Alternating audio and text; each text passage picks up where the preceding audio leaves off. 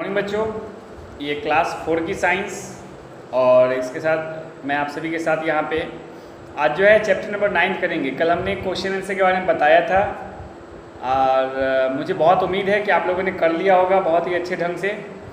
तो ये जो चैप्टर नंबर 9 है मैं इसके बारे में आपको बता रहा हूँ। इस चैप्टर का नाम है सेफ्टी एंड फर्स्ट एड। जो सेफ्टी है और फर्स्ट एड क्या है उन सब के बारे में अभी हम पढ़ेंगे। Okay, safety rules.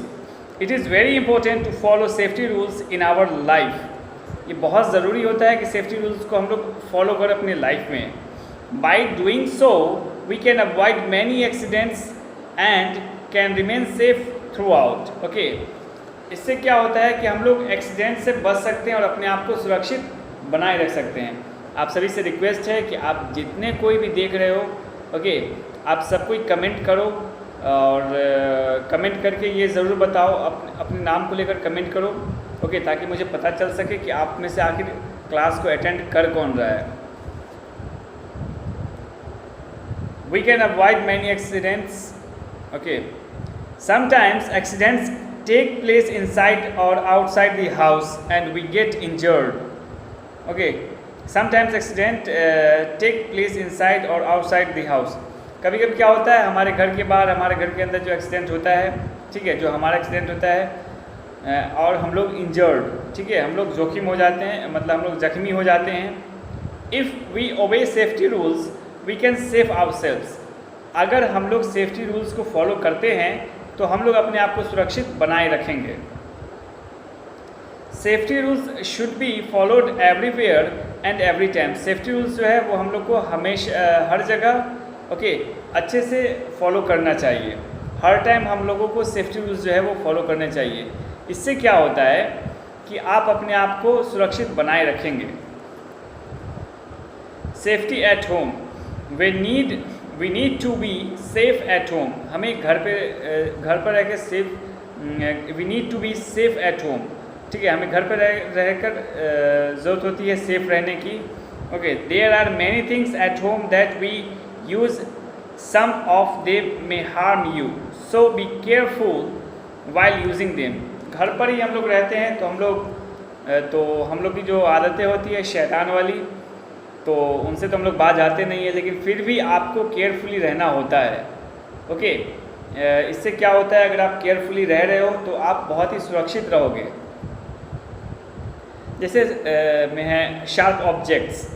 जो भी आपके घर में शार्प ऑब्जेक्ट्स है, कुछ भी हो सकता है, वो नाइफ्स हो सकता है, ठीक है, सरहास हो सकता है, यानी कि बहुत सारी चीज़ है जो नुकीले होते हैं, शार्प होते हैं। उनसे बचे रहने के लिए, उनसे बचे रहना भी बहुत ज़रूरी होता है। सच एज सीजर्स, नाइफ और blade should be used carefully. ये सब जो चीज़ें हैं ये बहुत ही केयरफुली आपको इसको टच करना चाहिए। ओके, बहुत ही केयरफुली। अगर इसकी ज़रूरत नहीं है तो इसको टच बिल्कुल भी ना करें। ये ऐसी चीज़ है कि आपसे थोड़ी सी गलती होगी और ये आपको नुकसान पहुंचा देगा। ओके, इसमें इसका कुछ भी गलती नहीं होता है, पूरी की पूरी गलती आपकी होती है। तो आप अगर इसमें से थोड़ा सा भी कुछ करते हैं तो फिर आपको जोखिम उठाना पड़ सकता है, ठीक है, आपको दिक्कतें हो सकती है। तो उससे अच्छा है कि आप ऐसा कुछ करो ही ना। You should keep them in a fixed place after using। आप सभी को जो है ये इन चीज़ों को बिल्कुल सेफ प्लेस पे रखना चाहिए, ठीक है, जहाँ आप जब इसका यूज़ कर लेते हो, यूज़ करने के बाद आपको इसको बिल्कुल सेफ प्लेस पे रखना चाहिए, जहाँ पर से आप फिर इसको ले सकते हो, ठीक है, बहुत ही आसानी से।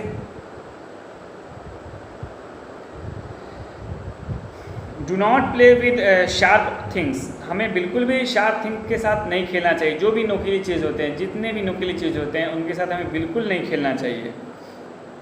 Okay, there are many electrical appliances in our houses. हमारे घर में बहुत सारे इलेक्ट्रिकल अप्लायंसेज होते हैं, ठीक है, उनसे तो बिल्कुल अलग ही रहना चाहिए।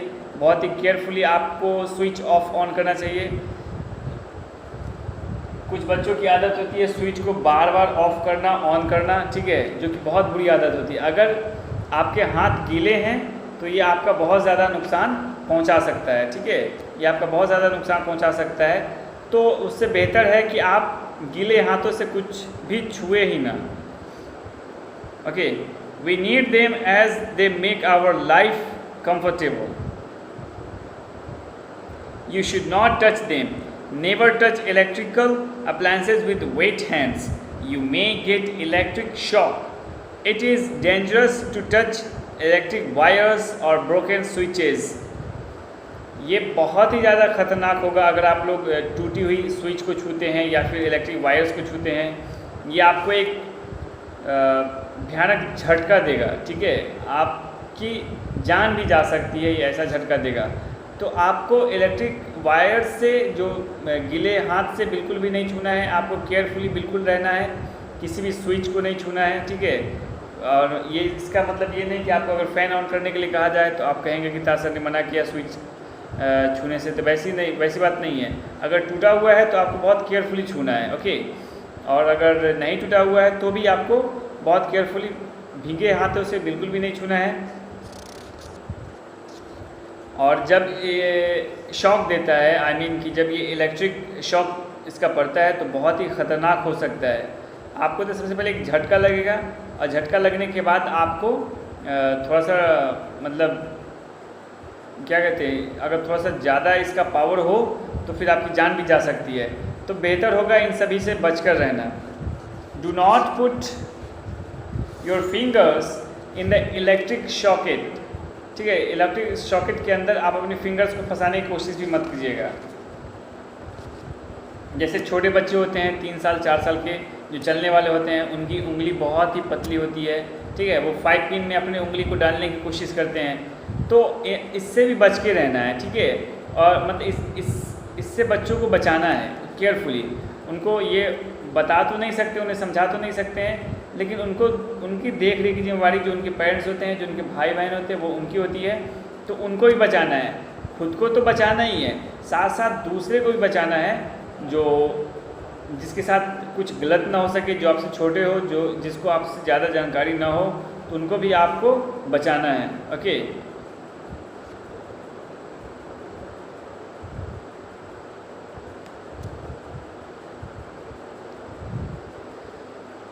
Keep your fingers away from table fan blade. Table fan blade से भी अपने हाथों को बचाइए। जो स्टैंड फैन होता है, टेबल फैन होता है, क्या होता है कि वो कभी नाचता नहीं है, तो उसमें उंगली डाल कर हम लोग उसको नचाने की कोशिश करते हैं। तो वैसी हरकतों से भी बचिए।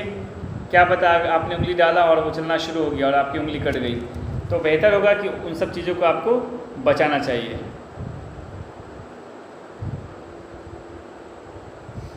Stay away from hot irons, okay. Stay away from hot irons, जो गर्म लोहा होता है, जो भी गर्म मेटल होता है, उन सब से बच के रहना चाहिए। जैसे कि देखेंगे ना कि कोई स्टील की गिलास है, उसमें गर्म पानी या फिर बिल्कुल गर्म चाय उसमें रखी हुई है और आपको आइडिया नहीं है कि वो कितनी गर्म है और आप उसको जाकर छू रहे हो, तो इससे क्या होता है कि आप अपने आप को डेंजर की ओर धकेल रहे हो, है ना। आप अपने आप को डेंजर की ओर धकेल रहे हो, यानी कि आपको अगर नहीं मालूम है तब तो चलेगा, लेकिन अगर आपको मालूम है उसके बाद भी छू रहे हो तो ये बहुत गलत बात है। तो कभी भी कहीं पर भी अगर आप गर्म ग्लास, ठीक है, या फिर गर्म कप अगर कहीं पर भी आप रख रहे हैं तो आप उसके आसपास जितने भी लोग हैं उनको इन्फॉर्म करने से बिल्कुल पीछे मत हटिए कि ये गर्म ग्लास है, ठीक है। इससे क्या होगा कि कोई भी उसको छुएगा नहीं, और अगर किसी ने छू दिया तो फिर उसको उसकी हाथ जल सकते हैं, ठीक है। तो इन सब बातों का ध्यान रखना है। Playing with fire could be dangerous for us. आग के साथ खेलना, ठीक है, ये तो किस फिल्म का डायलॉग भी हो सकता है, आग के साथ खेलना। तो आग के साथ खेलना किसी भी कीमत में, किसी भी हिसाब से सही नहीं है। जैसा कि आप सभी ने देखा होगा स्कूल में एक बार अपने यहाँ जो सिलेंडर में के बाहर जो गैस निकलता है उसमें जो आग लगता है, तो उससे कैसे बचाना है अपने आप को, है ना, आपने केयरफुली देखा ही होगा। और आप लोग बिल्कुल भी उसका इस्तेमाल घर पे नहीं करेंगे, ठीक है, और घर के लोगों को बताएंगे कि उसमें अगर आग लग जाए तो उससे घबराना नहीं है, बल्कि उसको बचाना कैसे है ये देखना है। Do not go near a gas stove in a kitchen. कभी गैस चूल्हा जो होता है, जो गैस स्टोव होता है, उसके पास कभी भी नहीं जाना चाहिए। अगर आप बच्चे हैं, ठीक है, आपको खाना बनाने की जिम्मेवारी नहीं है, तो आप खाना बनाएंगे नहीं, तो आपको बिल्कुल भी जाने की ज़रूरत नहीं है। तो इस चीज़ को ध्यान में आपको रखना है। Okay, stay away from match sticks. Match sticks जो है उससे भी आपको दूर रहना है।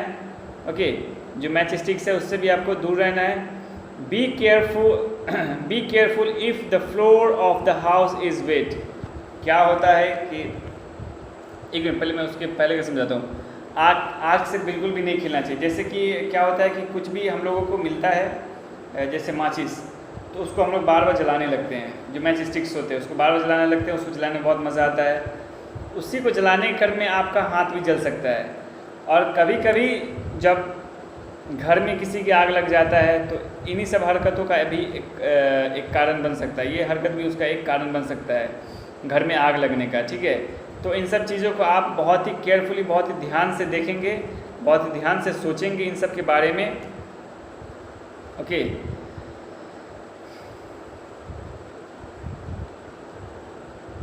कि आपको बिल्कुल भी इन सब चीज़ों को टच नहीं करना है। Be careful if the floor of the house is wait.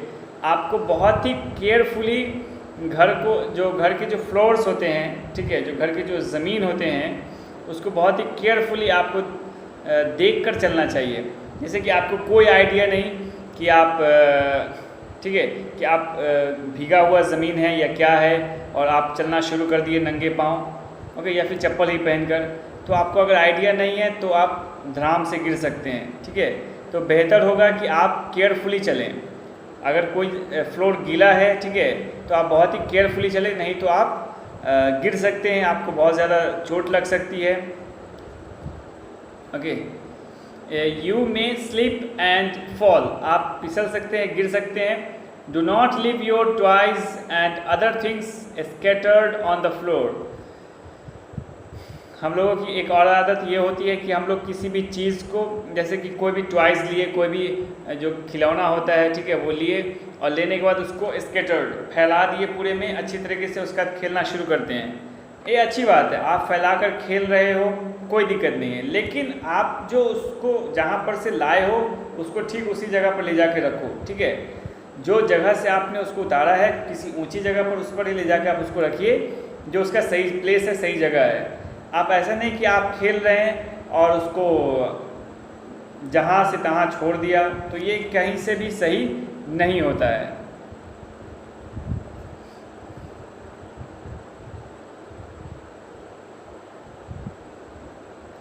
You or any other person may trip over। Okay, आप या फिर कोई भी अदर पर्सन ट्रिप हो सकते हैं, गिर सकते हैं, है ना, फिसल सकते हैं उस पर।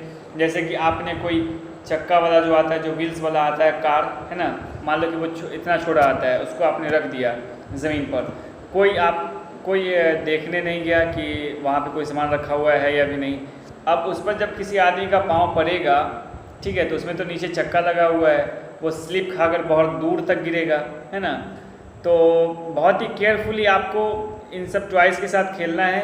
और जो भी टॉयज़ को आप स्कैटर्ड करते हो, ठीक है, उसको पहले गैदर करो और फिर उसको जहाँ पर से आपने उतारा है वहाँ पर फिर उसको आप डालो, ठीक है। तो ये भी बहुत ज़रूरी होता है। तो आज के लिए हम इतना ही रखेंगे। सेफ्टी एंड फर्स्ट एड के बारे में हम लोगों ने पढ़ा। अब आगे हम लोग पढ़ेंगे safety at school bus safety rules, safety in playground, safety in the swimming pool, safety on the road. इन सब के बारे में हम लोग पढ़ेंगे। ओके, जो फिल इन द ब्लैंक्स है उसको फिल करेंगे। तो आप लोग भी पढ़ा कीजिए आगे, ठीक है, आप लोग भी केयरफुली आगे पढ़ा कीजिए। पूरी तरीके से सर पर डिपेंड मत रहिए, आगे रीडिंग कीजिए। जो चैप्टर पर चल रहा है उसकी रीडिंग कीजिए, जो चैप्टर हो गया है उसकी तो और अच्छे से रीडिंग कीजिए, बिकॉज एग्ज़ाम में वही आएंगे, ठीक है, कोई कुछ भी किताब से बाहर आने वाला है नहीं। तो आपको बहुत ही केयरफुली आप इस चीज़ को ध्यान में रखना होगा। ओके, तो इस चैप्टर का नाम है सेफ्टी एंड फर्स्ट एड। तो आपको बहुत अच्छे से जानकारी होगा इस चैप्टर के बारे में, और नहीं है तो फिर मैं आपको बताऊंगा ही। और ये हेडिंग ही बता देता है कि सेफ्टी और फर्स्ट एड। फर्स्ट एड का मतलब होता है जो कुछ भी कट फट जाता है, जो भी बॉन्ड होती है, ठीक है, उसका जो फर्स्ट इलाज जो होता है, ठीक है, उसी को हम लोग फर्स्ट एड बोलते हैं। उसके बाद फिर डॉक्टर से हम लोग दिखाते हैं। तो इसके बारे में खूब अच्छे से पढ़ेंगे हम लोग। तो आज के लिए बस इतना ही रहने देते हैं। Thank you very much.